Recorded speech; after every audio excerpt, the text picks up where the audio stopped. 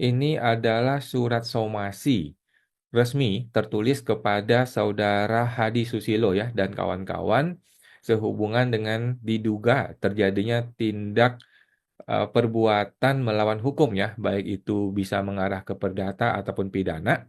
Dan langsung gua share ke teman-teman semua dan langsung diharapkan Saudara Hadi Susilo juga dapat menonton video ini dan juga sudah disampaikan surat tersebut ya kepada beliau.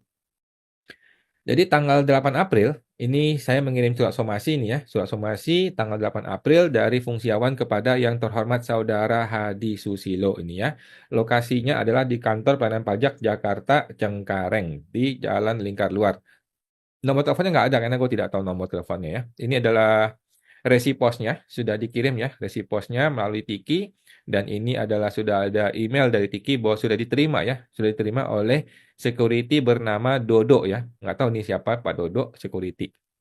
Jadi resmi sudah diterima tanggal 8 April dikirim dan nyampe mungkin sekitar tanggal 9 ya, tanggal 9 sampai suratnya.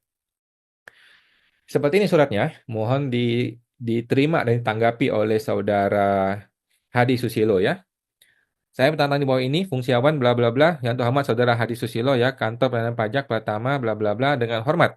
Sehubungan dengan telah terjadinya dugaan perbuatan melawan hukum yang serius dan obstruktif ya, yang dilakukan oleh saudara ini, baik secara sendiri-sendiri ataupun bersama-sama, ataupun dengan menugaskan pihak-pihak yang berada dalam kepemimpinan atau di bawah pengaruh saudara dalam satu lingkup organisasi. Maka saya menyampaikan ya somasi atas tindakan melawan hukum tersebut sebagai berikut. 1.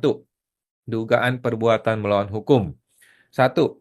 Obstruksi dan atau menghalang-halangi terhadap tugas kuasa khusus saya. Jadi tanggal 25 Maret saya datang ke lokasi KPP di Jalan Lingkar bla bla bla ini untuk melaksanakan tugas pekerjaan saya sebagai penerima kuasa khusus untuk memenuhi surat undangan ya pembahasan akhir hasil pemeriksaan nomor UND 41 sekian tanggal 19 Maret untuk hadir pada hari Selasa tanggal 25 Maret pukul 10 pagi sampai dengan selesai.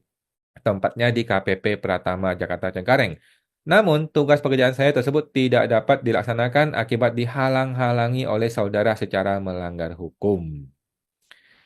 Bahwa pasal 31 angka 36 PMK 15 tahun 2025 ya tentang pemeriksaan pajak berbunyi ini. Pembahasan akhir hasil pemeriksaan adalah pembahasan antara wajib pajak dan pemeriksa pajak atas temuan pemeriksaan yang hasilnya dituangkan dalam berita acara pembahasan akhir hasil pemeriksaan yang ditandatangani oleh kedua belah pihak dan berisi koreksi pokok pajak terhutang. Bla bla bla. Bahwa pasal 32 ayat 3A Undang-Undang KUP berbunyi seorang kuasa yang ditunjuk bla bla bla bla bla. Ini mengenai kuasa hukum ya, kuasa gue. Bahwa saya telah dihalang-halangi secara tidak sah dan tanpa dasar hukum yang jelas untuk melaksanakan tugas saya sebagai kuasa khusus tersebut. Bahwa saudara menyampaikan nota dinas sebagai alasan untuk menghalangi tugas pekerjaan saya, namun tidak pernah memberikan salinan ataupun mengedukasi. Pasal berapa, ayat berapa dalam nota dinas tersebut yang menjadi dasar hukum tindakan saudara. Saya juga sudah bertanya ya dan menyampaikan bahwa nota dinas bukanlah dasar hukum sesuai pasal 7 dan pasal 8 Undang-Undang Nomor 12 Tahun 2011 tentang pembentukan peraturan perundang-undangan. Namun, saudara tidak dapat membantah argumen saya, melainkan tetap memaksakan kehendak saudara tanpa dasar hukum yang jelas. Nomor 2. Melawan hukum, melawan perintah undang-undang, mengabaikan kewajiban saudara, dan melanggar hak saya. Bahwa Undang-Undang Dasar Pasal 1 ayat 3 ya berbunyi negara Indonesia adalah negara hukum. Bahwa Pasal 7 ayat 2 huruf G PMK 15 2025 tentang pemeriksaan pajak berbunyi bahwa dalam melakukan pemeriksaan pajak itu pemeriksa juga harus memenuhi kewajiban yang poin G memberikan hak untuk hadir kepada wajib pajak dalam rangka pembahasan akhir hasil pemeriksaan. Ya. Pasal 8 ayat 2 huruf H, wajib pajak juga berhak menghadiri pembahasan akhir hasil pemeriksaan pada waktu yang telah ditentukan. Pasal 18 ayat 5 PMK 15 ini mengatakan, wajib pajak diberikan hak untuk hadir dalam pembahasan akhir hasil pemeriksaan ya melalui penyampaian undangan yang mencantumkan hari dan tanggalnya. Kemudian pasal 7, pemeriksaan pajak menindaklanjuti pembahasan akhir tersebut dengan membuat risalah pembahasan dan ditandatangani oleh siapa? oleh pemeriksa pajak dan wajib pajak atau wakil atau kuasa dari wajib pajak. Bahwa pasal 18 ayat 8 mengatakan dalam hal WP tidak hadir ya, menyatakan tidak mengajukan permohonan QE selain risalah pembahasan bla bla bla bla, maka pembahasan akhir itu ada berita acara yang ditandatangani oleh pemeriksa pajak dan wajib pajak atau kuasanya. Kemudian pasal 18 ayat 12. Dalam hal wajib pajak dilakukan penetapan secara jabatan, maka ketika dia hadir dalam pembahasan akhir tetap dapat dipertimbangkan. Nah, pasal 19 ayat 1 huruf B mengatakan ya, permohonan pembahasan QE itu dapat dilakukan. Oke, dengan syarat nih, wajib pajak yang diperiksa menghadiri pembahasan akhir. Kalau nggak hadir ya nggak bisa permohonan QE. Pasal 3 ayat 2 huruf B Per 7 tahun 2017. Ini Per 7 nih ya, Per 7 mengenai pemeriksaan pajak ya. Pertemuan antara pemeriksa pajak dengan wajib pajak harus dilakukan di ruangan khusus yang memiliki alat perekam suara, audio, dan gambar visual. Huruf E nomor 6 SE 12 tahun 2016 tentang penegasan atas pelaksanaan pembahasan akhir hasil pemeriksaan berbunyi. Dalam rangka menjamin pembahasan akhir hasil pemeriksaan dilaksanakan secara objektif, pada saat pelaksanaan pembahasan akhir, A. Pemeriksa pajak harus melakukan perekaman recording dengan menggunakan alat bantu perekaman audiovisual pada saat pelaksanaan pembahasan akhir hasil pemeriksaan. Pemeriksa pajak harus memberitahukan kepada WP bahwa akan dilakukan perekaman terhadap pelaksanaan pembahasan akhir. Hasil perekaman tersebut merupakan bagian yang tidak terpisahkan dari berita acara pembahasan akhir hasil pemeriksaan. Jadi ini perintah undang-undang ya, Bapak Hadi Susilo. Tolong Anda dengarkan ini ya, baca ini ya. Jangan sampai Anda nggak tahu ini. Ini perintah undang-undang, perintah hukum bahwa wajib merekam di pembahasan akhir. Ada lagi nih, huruf E angka 3 huruf C SE 10 2017 tentang petunjuk pelaksanaan teknis bla bla bla bla bla bla bla. Pertemuan dan permintaan keterangan kepada wajib pajak yang diperiksa harus dilakukan pada waktu dan tempat sesuai dengan surat panggilan dan dilakukan di ruangan khusus yang memiliki alat perekam suara, audio, dan gambar. Bahwa saya hadir ke lokasi kejadian adalah berdasarkan perintah undang-undang serta perintah dari klien selaku pemberi kuasa khusus untuk menghadiri pertemuan pembahasan akhir. Bahwa saya melakukan perekaman audiovisual adalah perintah peraturan perundang-undangan di bidang perpajakan, tidak melawan hukum, serta sesuai perintah klien saya. Bahwa tindakan saudara ini secara langsung ataupun tidak langsung telah ada berapa poin nih? 9 poin. 1. Merampas hak saya untuk melaksanakan surat kuasa khusus. 2. Merampas hak klien saya untuk diwakili oleh perwakilan yang sah. 3. Menghambat saya dalam menjalankan pekerjaan saya. 4. Merampas hak kami untuk menghadiri pembahasan akhir hasil pemeriksaan pada waktu yang telah ditentukan. 5. Merampas hak kami untuk menandatangani risalah pembahasan akhir. 6. Merampas hak kami untuk menandatangani berita acara pembahasan akhir yang dilampiri ikhtisar hasil pemeriksaan. 7. Merampas hak kami untuk dapat dipertimbangkan data ataupun apapun yang dibawa pada saat pembahasan akhir. 8. Merampas hak kami untuk mengajukan permohonan pembahasan dengan tim quality assurance pemeriksaan. 9. Telah melawan hukum, melawan perintah undang-undang kepada saudara yang mewajibkan saudara memberikan hak kepada wajib pajak atau kuasanya untuk hadir dalam rangka pembahasan akhir hasil pemeriksaan. 3. Pelanggaran atas transparansi, akuntabilitas, zona integritas, dan anti korupsi. Bahwa penolakan terhadap rekaman audiovisual dan atau secara langsung yang saya lakukan sebagai bagian dari prinsip transparansi dan dokumentasi yang tidak melanggar hukum dan sesuai perintah surat kuasa khusus merupakan pelanggaran terhadap asas transparansi, akuntabilitas, zona integritas, dan semangat anti korupsi yang seharusnya dijunjung tinggi oleh seluruh warga negara terlebih lagi pejabat pemerintah. Tindakan ini secara sengaja menghalangi pengawasan publik dan berpotensi menyembunyikan praktik-praktik yang tidak transparan, tidak akuntabel, tidak profesional, melanggar zona integritas, dan praktik korupsi. 4. Penyalahgunaan wewenang. Bahwa tindakan saudara yang menghalangi saya dalam menjalankan tugas merupakan bentuk penyalahgunaan wewenang dan atau tindakan sewenang-wenang. Sebagai penyelenggara negara, pejabat petugas pajak itu harusnya bertindak profesional dan sesuai dengan peraturan perundang-undangan yang berlaku ya. Bukan justru menghalang-halangi pelaksanaan hak wajib pajak dan atau kuasanya yang sudah sesuai dan atau tidak melawan undang-undang. Saudara tidak pernah memiliki kewenangan dan tidak pernah dapat menunjukkan kewenangan saudara dalam melakukan dugaan tindakan hukum yang sudah saya sampaikan pada poin-poin di atas.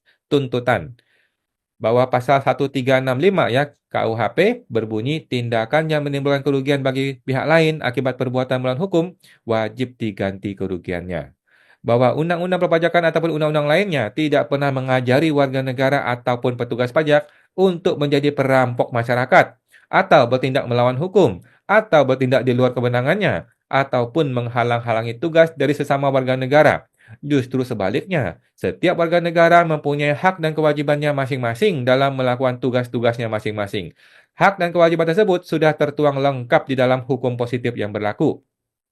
Pasal 3 ayat 4 ya, Undang-Undang Nomor 28/99 tentang penyelenggaraan negara yang bersih, yang bebas dari korupsi, kolusi, dan nepotisme. Asas-asas umum penyelenggaraan negara meliputi antara lain kepastian hukum, kepentingan umum, keterbukaan, profesionalisme, dan akuntabilitas. Bahwa pasal 5 ayat 4, oh ini sama ya? Oke, sorry, pasal 5 ayat 4 ya.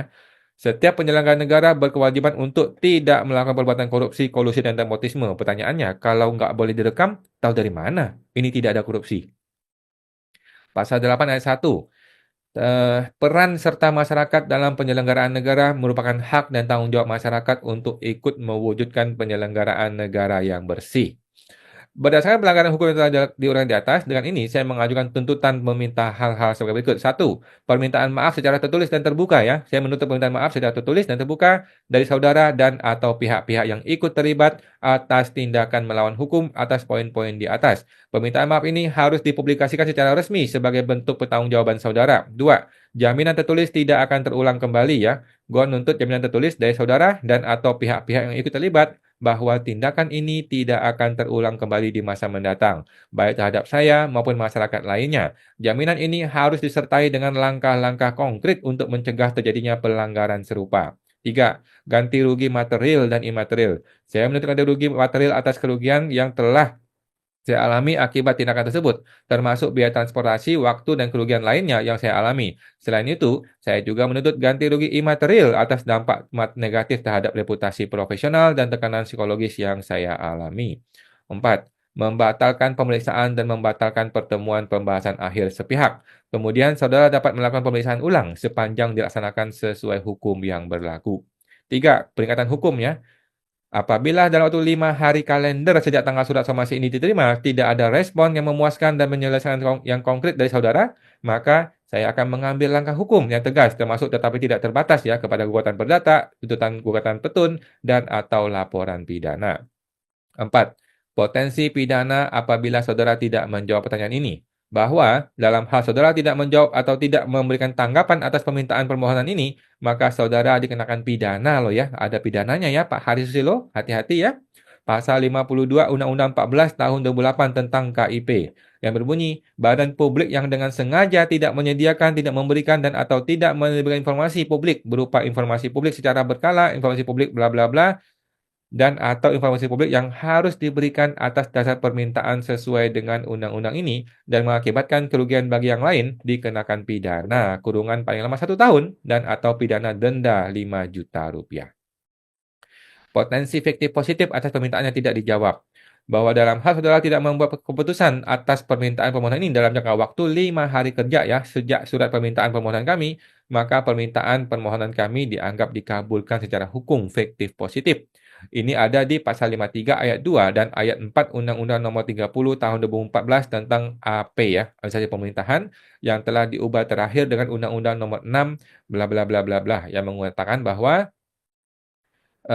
jika ketentuan peraturan perundang-undangan tidak menentukan batas waktu yang lain, oke, maka tindakan dalam waktu paling lama 5 hari kerja setelah permohonan diterima secara lengkap ya, Pasal 5 ayat 4, apabila dalam batas waktu sebagaimana dimaksud dalam ayat 2, badan atau pejabat pemerintah tidak menetapkan dan atau melakukan keputusan, tindakan, permohonan dianggap dikabulkan secara hukum ya. Dengan demikian, somasi ini sudah gua kirim ya, teman-teman ya. Dan Bapak Hari Susilo, mohon diperhatikan ya. Kita tidak ingin ini kasus masuk ke pengadilan, kita tidak ingin ini kasus sampai masuk ke penjara, tetapi kita ingin berdamai. Oke, tetapi apabila pihak-pihak tersebut, termasuk Hadi Susilo, tidak mau berdamai, maka ini akan berlanjut ke ranah tuntutan hukum, baik itu perdata, pidana, petun, dan atau lainnya. Oke, semoga dapat diindahkan oleh Hadi Susilo dan suratnya sudah sampai ya, sudah sampai dan kita akan tunggu. Mudah-mudahan beliau sebagai warga negara yang baik akan menerima dan menanggapi dan melakukan tindakan-tindakan yang konkret sehubungan dengan somasi ini. Sampai jumpa, semoga terbantu.